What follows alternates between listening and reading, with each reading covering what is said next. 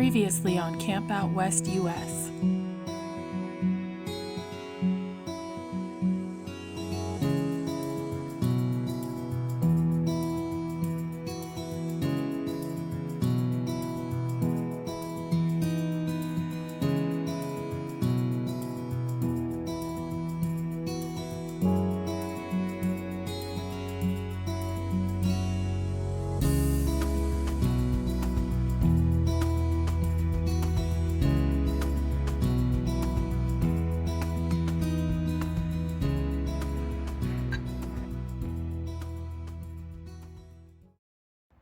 All right, I've moved to the other end of our little vintage motel to try not to wake people up. And I dug out a bag of miscellaneous nut bolts and hardware and a few tools here. I'm gonna see if I can knock out this broken off rivet from our tire carrier and put a bolt through there. Wish me luck.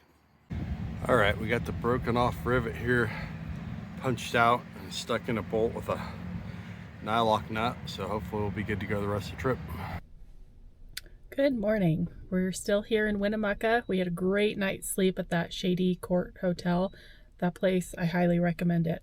It was built when they were building the railroad here, so it's like railroad ties in between the rooms and totally silent. Couldn't hear a thing. Trey's just fueling up, and we're going to hit the Highway 80 or Interstate 80 right now, just to kind of make up some time.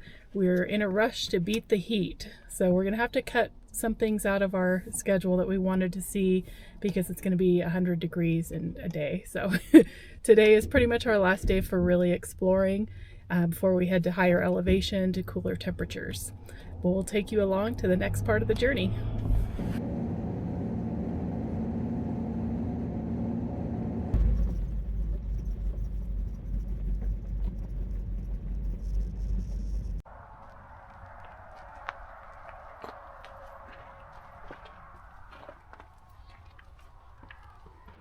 We're here at this really unique stop along Highway 80. It's called the Thunder Mountain Monument, and it's this very eclectic building and park area.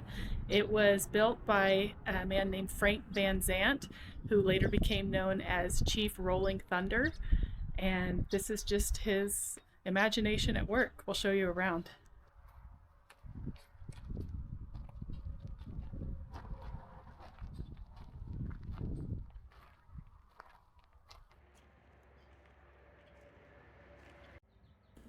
Chief Thunder turned artifacts and other items he found in the Nevada desert into a monument of sorts, which he also used as his private residence.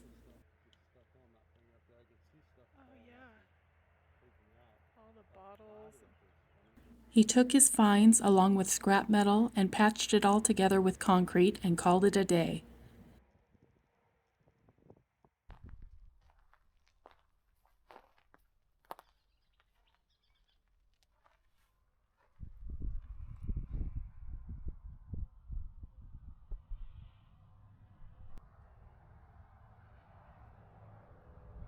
Chief Thunder went on to have a series of wives, which made him a father of 8. He taught his children how to live off of the land. However, when local schools discovered that he wasn't giving the children what they considered a proper education, his then wife took the children and moved away. He lived the rest of his days at Thunder Mountain alone until tragically taking his own life in 1989. This place was a hostel, but they had a fire in 1983, I believe, and took out the roof, so it's just the shell now.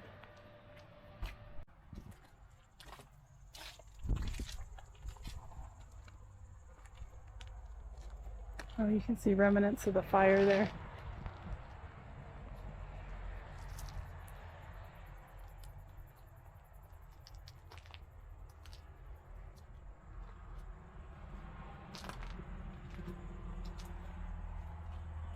A family friend lives on the property and oversees it. Donations received go toward maintaining and improving the structures.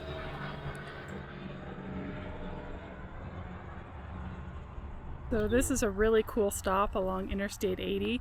Highly recommend it. And they just asked for a $2 donation, so that's really nice that they have this available to look at. Really cool art installation here.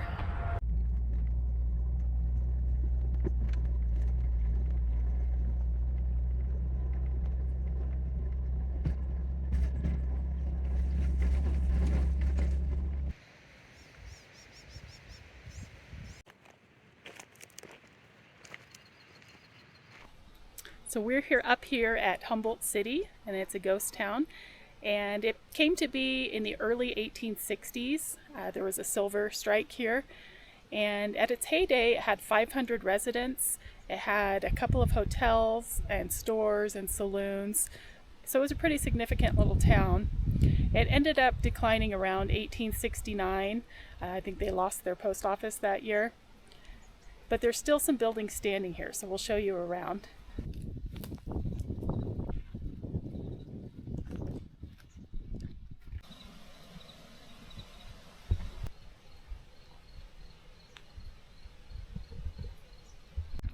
This is one of the old stores that's still standing, and we'll head inside.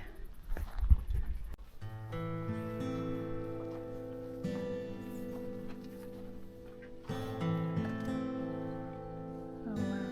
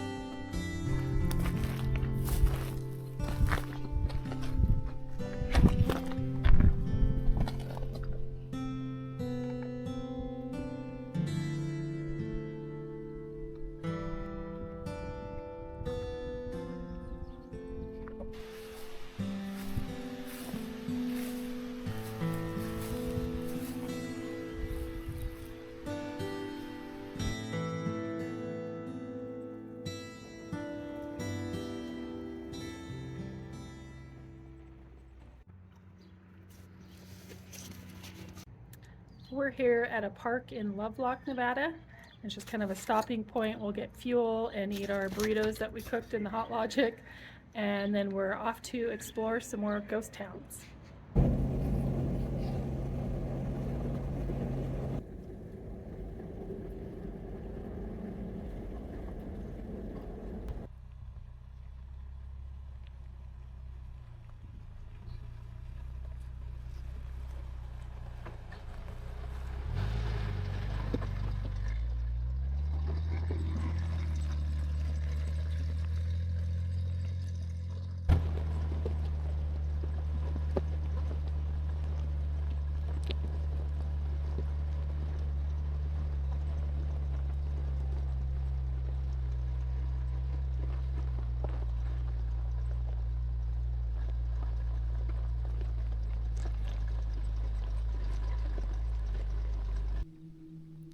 Seven Troughs formed in 1907 when gold was discovered in the upper part of Seven Troughs Canyon.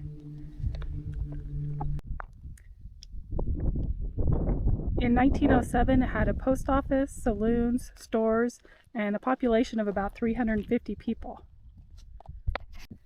Built at the base of the Seven Troughs Canyon, the town saw its share of devastating flash floods. One of the deadly floods caused by a cloudburst resulted in the death of a dozen lives in 1912.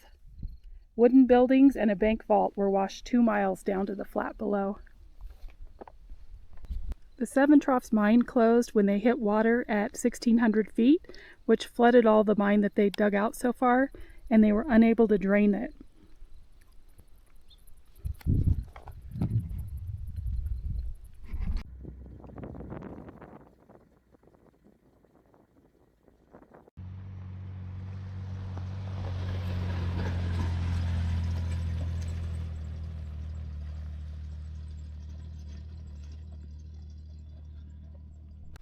We're here at Tunnel Camp. It's also known as the new Seven Troughs, and it's just below Seven Troughs where we were, where they had the mine fill up with water.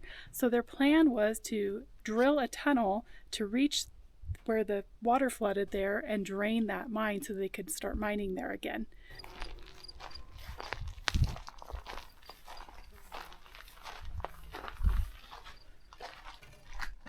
Oh, there's a lizard.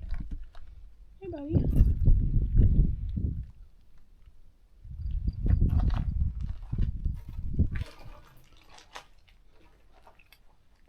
like they stored ore samples in here.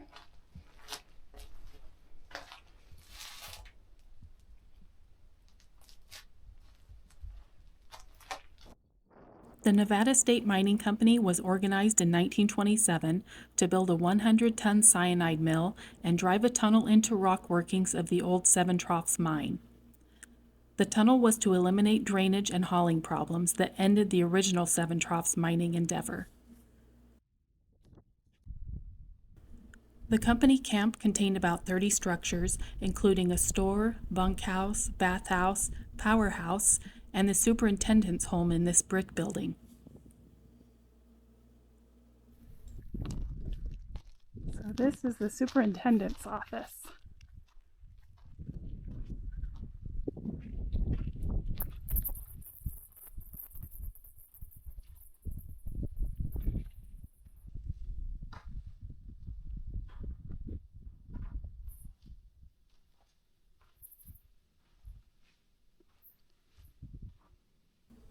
Between 1919 and 1934, a 7,400-foot deep tunnel was completed, but they realized they'd made a miscalculation and the tunnel was 700 feet above the drainage point.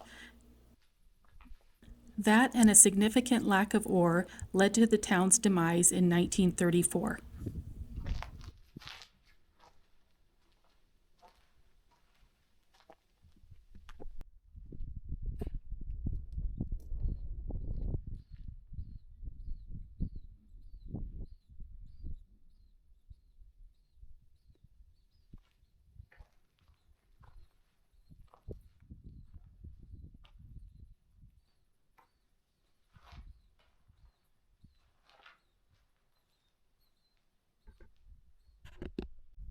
And now we'll go in each of these little cabins.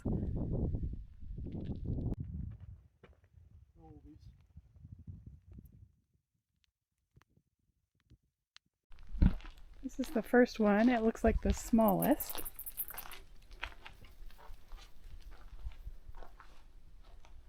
And it's pretty quaint. And it looks like it had a stove here.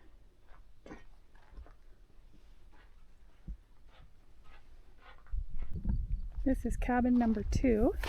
A little bit bigger.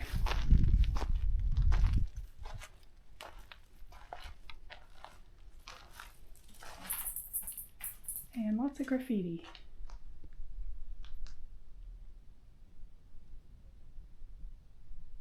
Looks like there's a loft up there. And there was a window over there. It's just covered.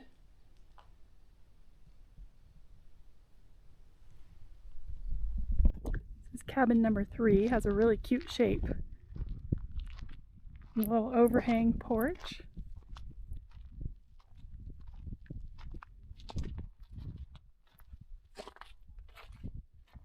Like it had some kind of plaque or number up there.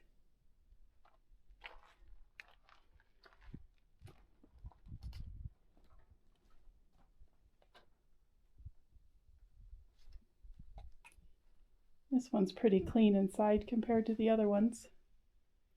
Not much left though. Nice view.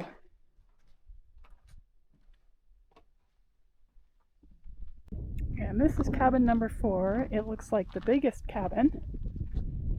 I see a stovepipe, so it had a wood stove.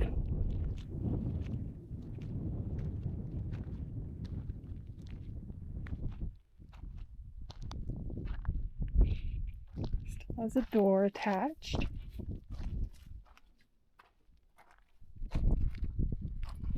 Doesn't open very far.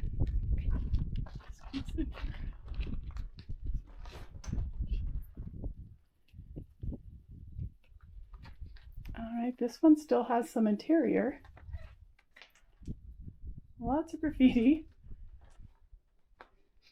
And my favorite, there's still some wallpaper here. I love that.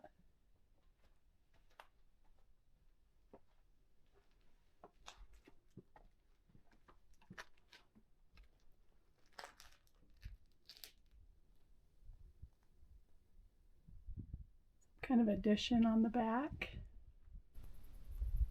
The poo room.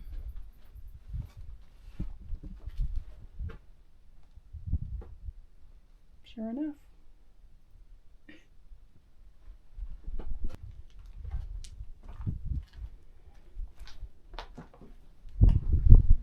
Screen porch here.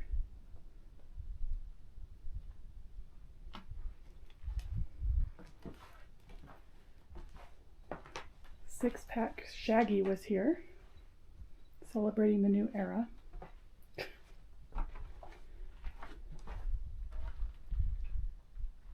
And another little addition here.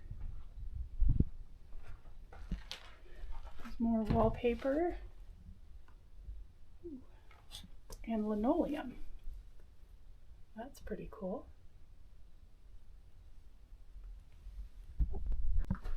There's more wallpaper in here. This might have been the kitchen. And I think more linoleum. It's in pretty rough shape.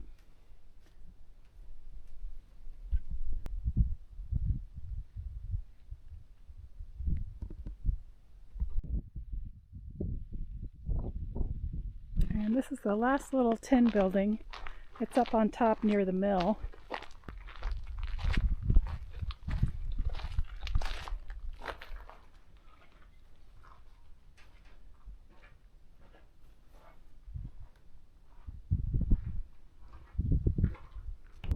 And a little outhouse out here. Looks like somebody made functional.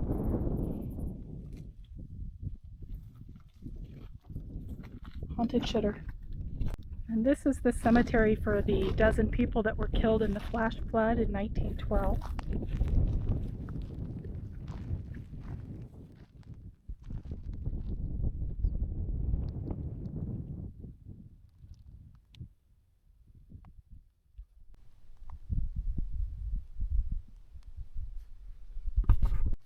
This is the ghost town of Vernon, and it's part of the Seven Troughs district. And it was a pretty large town. In about 1907, the peak population was 600 people. And then by 1913, it was down to 50 people. This structure that remains is a 2-cell block jailhouse. Supposedly it was blown up by vandals years ago.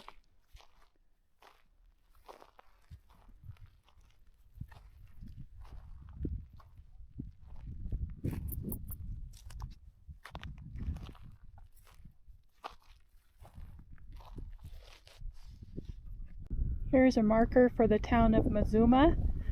It says never forgotten. And I guess there's nothing remaining of this ghost town up here.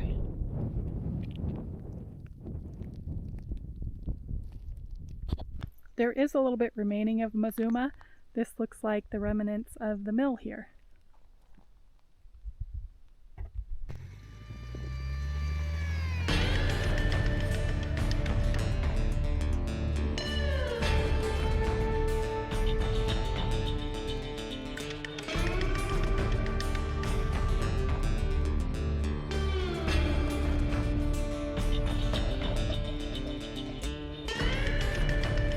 Next time on Camp Out West US.